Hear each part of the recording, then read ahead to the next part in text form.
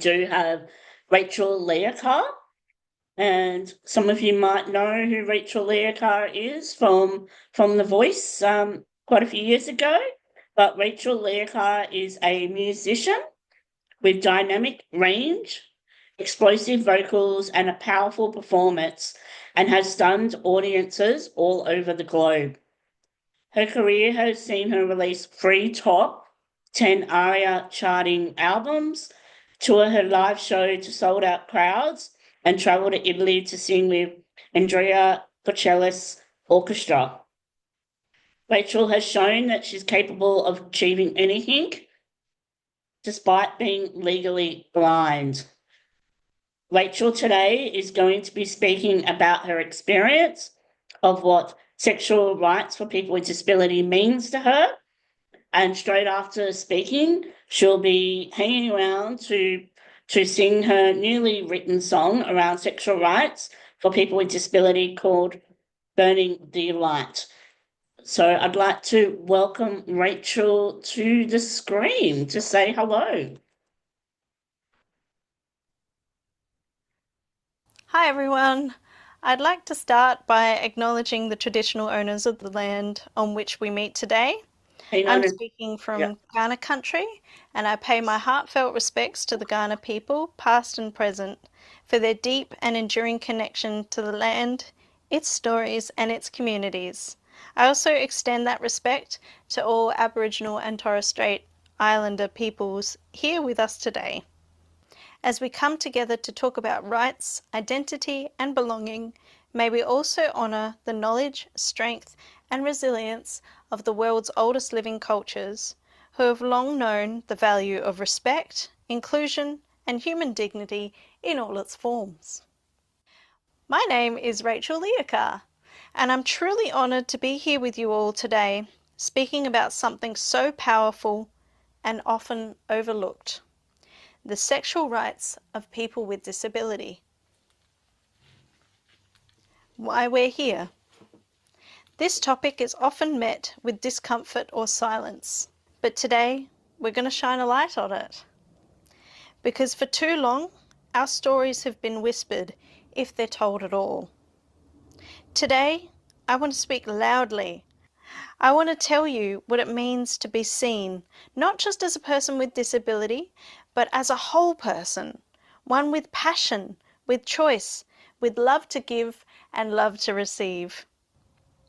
When I first heard the theme for this year, embracing the sexual rights of people with disability, my mind flashed back to a younger version of myself.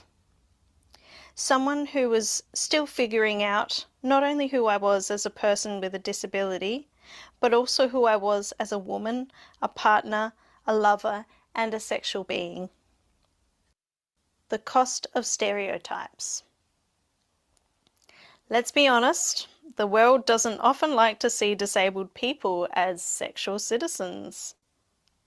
We are often infantilized, desexualized, or on the flip side, fetishized. And yet, we're here. We love, we desire, we explore, we experiment, we learn. We are not outside of sexuality.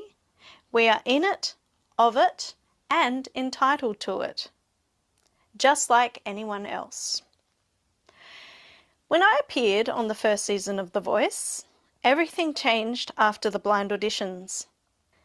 From that point on, the producers started choosing what I wore for performances. I went from curating my own look to being dressed like, well, a child. Frilly skirts, conservative cuts, colours I'd never choose. At the time, other female performers were quietly complaining that their outfits were actually too revealing. Meanwhile, mine were nice, polite, sweet, and safe. I remember standing there thinking, actually, I'd really like to express my sexuality a little more, especially in the music industry where sex appeal is so often used as a marketing tool and where it's accepted, even expected, for artists to show off their sensuality. But I was also caught between two worlds. As a woman with disability, I've always wanted to be seen as professional and taken seriously. So I've leaned on more conservative outfits for public appearances, but deep down, I loved feeling sexy, and I still do. The childlike way I was styled on national TV wasn't just about fashion. It was a reflection of a broader societal stereotype that people with disabilities are innocent and somehow not fully adult. That experience reminded me how important it is to challenge these ideas, to create space for disabled people to express the full spectrum of who we are: powerful, capable, and yes, sensual too. So, what are sexual rights? Sexual rights are human rights. They include the right to autonomy, to access accurate and inclusive sex education, to express sexuality without discrimination, to have consensual relationships, and to be safe from violence and abuse. We all deserve the right to express our sexuality, to love and be loved, to learn about pleasure, identity, and intimacy in ways that are safe, accessible, and free from judgment. Sexual rights also mean being able to make choices, to say yes, to say no, to change your mind. They mean having access to healthcare, to contraceptives, to support, and to environments that respect who we are, including all the intersections of our identity like gender, race, religion, and disability. For people with disabilities, especially those of us from diverse cultural or gender backgrounds, those rights are often denied or ignored. Sometimes it's subtle. The assumption that we're too fragile, too childlike, too dependent to have sexual feelings. Other times it's more direct, lack of accessible education, being denied privacy in care settings, or our relationships being treated as something to be managed. I've experienced that myself. People have talked about me like I wasn't in the room, asking others how I could possibly raise children, or expressing surprise when they find out I'm in a relationship, especially married. Like that's a miracle instead of just life. Like my husband is a saint for taking on a person like me, a person with a disability, when in truth, we are a team and we are equals. And we offer so many things for each other, including companionship. Here's the truth. I am not a miracle. I am not an exception. I am just a person. And people, all people, deserve access to their full humanity, including their sexuality. During one of my placements for my disability and developmental education degree, I worked with an adult woman who had a disability. She confided in me that she had developed feelings for someone. Like anyone else, she wanted love, connection, and the chance to explore what a relationship might feel like. But when her parents found out, they shut it down completely because of her disability. It didn't matter that she was an adult. It didn't matter that she could express her wants and needs. What mattered in their eyes was that she was disabled. Her right to explore her sexuality, her autonomy, was denied. Not because she couldn't consent or didn't understand, but because society still often sees disability as a reason to withhold those rights. I did report it because it felt wrong, and while I don't know the outcome, I do know this. This story is not rare.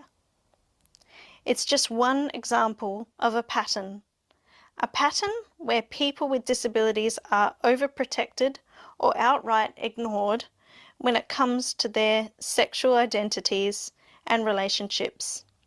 This is a human rights issue, and it's one we can no longer afford to overlook. Because when people with disability are denied their sexual rights, we are denied an essential part of our personhood, and that is not okay. Common barriers. What are the barriers? There are so many. Barriers come in the form of assumptions, like the myth that people with disabilities are asexual or not interested in relationships. I've heard comments like, "Oh, that's so sweet, you found someone," as though love is a pity prize, or people asking if I can even have and look after children. As someone who is legally blind and a mum, I assure you, yes, we can, and we do. There are physical barriers too, lack of accessible sex education, materials, websites, or even clinic rooms that don't consider different mobility or sensory needs. There are systemic barriers where people in care settings aren't given privacy or their choices aren't respected. There are emotional barriers because when you've been excluded or dismissed for so long, it can be hard to believe you're worthy of love, desire, or intimacy. And then there's the barrier of silence. We don't talk about sexuality and disability enough, especially not in public forums, in schools, or even in families.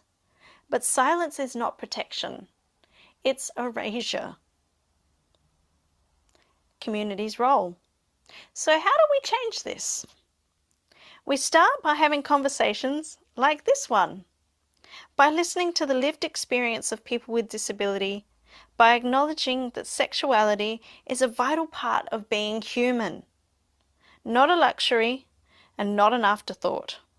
We need inclusive education for young people with disabilities, for carers, for professionals, and for parents. We need to talk about pleasure, not just safety. We need to make sure that people with intellectual disabilities have access to information in formats that they can understand. We need to support healthy relationships that not suppress them out of fear. And the community, you play a huge role. Every time you challenge a stereotype, every time you advocate for access or visibility, every time you support a person's right to love and be loved on their terms, you're making change. Let me share a personal reflection. When I first started dating my partner, people had lots of opinions. Some asked how we manage intimacy or questioned my dream of parenting with my vision loss. But the thing is, intimacy is not about perfection, it's about connection. And we've learned to connect in all kinds of ways, through sound, through presence, through trust. That's what matters.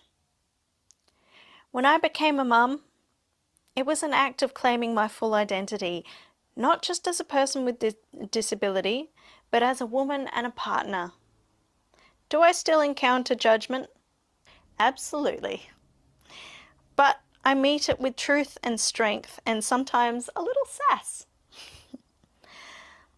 So what we need education that is accessible, inclusive, and speaks directly to us, not watered down, not fear-based, and definitely not left out altogether. We need carers, parents, and service providers who understand that supporting someone includes supporting their right to love, to desire, to say yes or no. We need the media to stop portraying us as either helpless or heroic and start showing us as real people. We need communities that make space for disabled people in conversations about love, family, gender, and sexuality. And more than anything, we need to tell our own stories. That's how we reclaim our power. We are sexual citizens. Now, what does it mean to be a sexual citizen? To me, it means owning your right to desire and be desired. It means having access, freedom, and respect. It means not having to justify your sexuality or hide it or prove it to others. To be a sexual citizen is to own your own identity, to know that your body is yours, that your pleasure, your boundaries, your dreams, your relationships, all of it is valid. To be a sexual citizen is to say, I deserve this part of life too. And when we embrace this idea, everything begins to shift, not just within us, but around us. We start to ask different questions. We push back on outdated beliefs. We stop whispering and we stop hiding. Being a sexual citizen means taking up space, even when the world hasn't always made room. It means saying, I matter, my body matters, my pleasure matters, and my relationships matter. Final message. If you take one thing away from today, let it be this. Sexuality is not the opposite of disability. They are not incompatible forces. People with disability live rich, complex, loving sexual lives, and we deserve to have these lives respected, supported, and celebrated. Let's keep having those conversations. Let's keep fighting the stigma. Let's build a world where everyone, regardless of ability, can explore their sexuality with dignity, autonomy, and joy. Because we are not just participants in this world, we are creators of change, and we're not waiting for permission to live fully. I've been lucky to share my life with someone who sees all of me, as a partner, as a mum, as a woman with vision loss, as someone who has faced loss and love and everything in between, but it hasn't always been easy.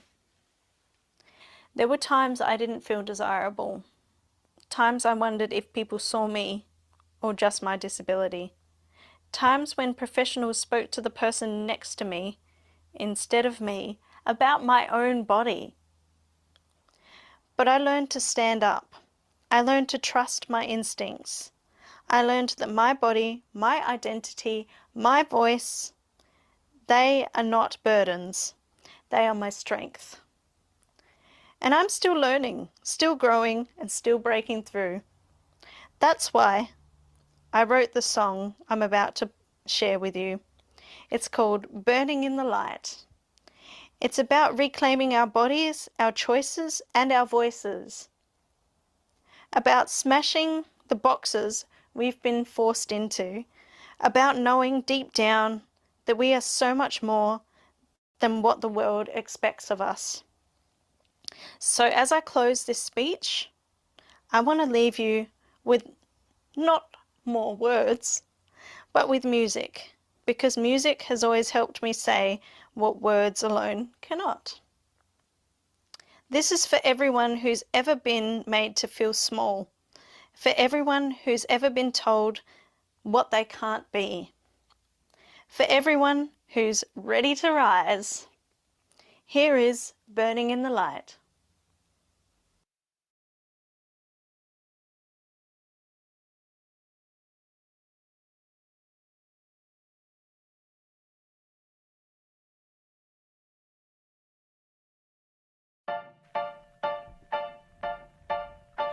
They say I'm fragile, they say I'm small, like I'm a child, don't know myself at all. picture, one they designed.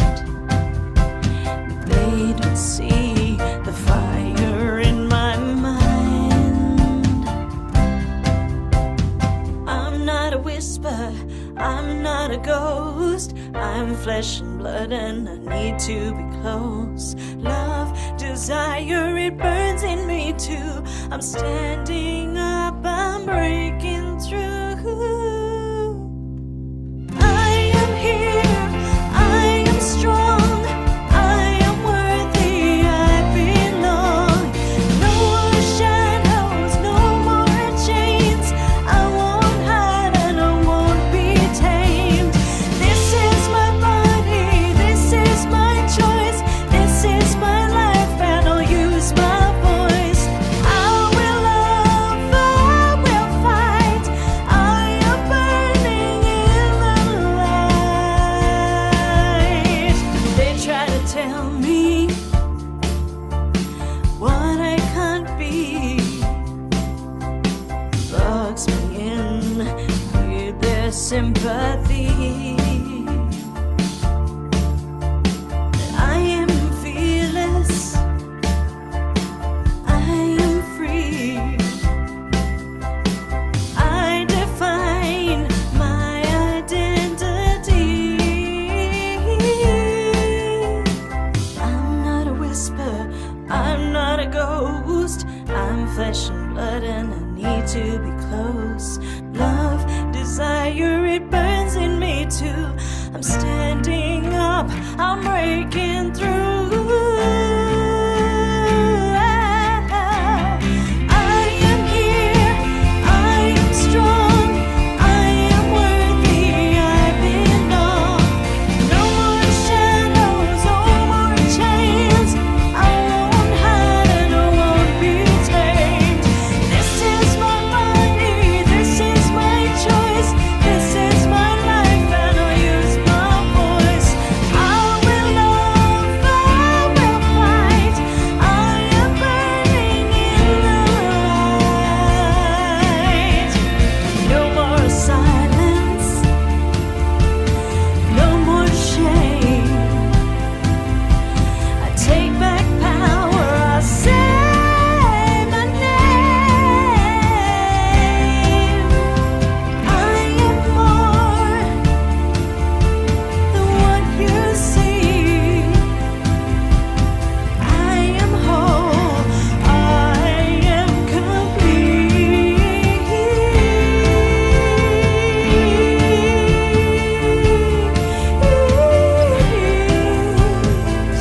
I am complete. I am complete. I am here, I am strong, I am worthy, I belong. No more shadows, no more chains. I won't hide and I won't be tamed. This is my body, this is my choice, this is my life and I'll use my voice. I will love, I will fight. I am burning in the light.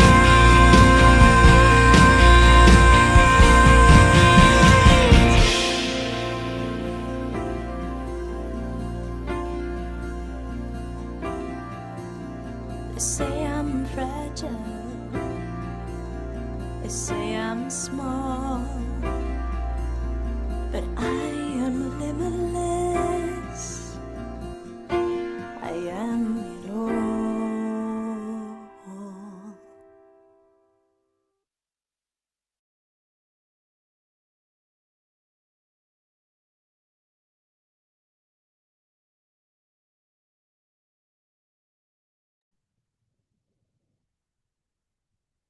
Thank you. Just checking you So we can. got Rachael coming on the screen. Can you hear me at all? Yep, we can hear you. Great. Yeah, so that was my song and speech. I had to pre-record it. It was all live, but had to pre-record it because I'm working full time at the moment. So, but I have been listening and keeping up with what's been happening today, and it's all been so amazing. So I want to thank my fellow presenters as well for all they've contributed today and for being so vulnerable. It's yeah, I've learnt a lot myself, and I'm sure all the audience has too. And I also appreciate the opportunity to share a bit of my story and myself as a musician. So, yeah, wanted to open up for any questions anyone has about either the speech or the song. Kate, would you like to read some of the messages for Rachael? I would love to, because everybody loved this song and your speech, Rachael. Everybody loved it. So Oh, thank you. we had multiple people ask us whether they'll be able to watch this again, whether they'll be able to see it outside of this meeting, because they really loved your words and your message. Lakshmi said silence is not protection, it is erasure. They loved this quote. Very powerful and important message. And then very important message. Thank you. We've also got thank you, Rachael, for your very powerful presentation and for sharing your personal experiences with us. I wish everyone in the world would listen to these words. And somebody else has said, yes, agreed. Would love to link to this video to share with others. Lots of amazings, lots of I love this song, lots of so good. Amanda said, full body goosebumps. This is incredible, Rachael. Your song is going to speak to and empower so many people. And Anne has said, such a powerful performance, made me emotional. Would anybody like to ask any questions? Oh, I do have some. Do you do public speaking and performances? If so, how would we get in touch? Yeah, I do. So the best way to get in touch would either be over on my website, rachealleahcar.com.au, or through my email address, which is leahcarmusic@gmail.com. Leahcar is Rachael backwards, actually, so Leahcar. But yeah, usually I do performing with music, but I have been doing a bit of public speaking of late, and it's been really enjoyable. But thank you so much, everyone, for the lovely comments. It's definitely touched my heart, so that's amazing. And I believe today is being recorded, but It is, yes. I am so the song we're working on recording that properly and releasing that. So stay tuned for more information. Wonderful. We will do. And we have popped your website into the chat for everybody. And Maggie has also put in your email address. So please hop to the chat if that would be useful for you. We've got 2 more questions. One of them is, would you like to see more people with disability with a public profile speak up about sexuality? Absolutely. I mean, it's an important topic, and one that just doesn't get enough light shone on it. As I mentioned, it's often met with silence or with discomfort, and we want to break down those barriers. And the more it's talked about, the more comfortable we'll get with it. And I think that the more representation we have out there in the public eye, in the media, and on social media, the better we'll get those results happening. Absolutely. Thank you. And I'm going to ask you a last question before we move on to our next speaker, but I think it's a great question. So we're going to ask you this one quickly. How do you think sex education can be made accessible to everybody when schools decide how much and what content should be talked about to the students? Well, regarding the access needs, that would really depend on each individual person. So I would hope that they would be able to discuss access needs when the topic is brought up with the school and try and make arrangements there. I'm not familiar with what's out there to improve access for that because it's been a long time since I've been to school. But yeah, we'll definitely hope that there would be open discussions about that when the topic is brought up, if that topic is offered at the school.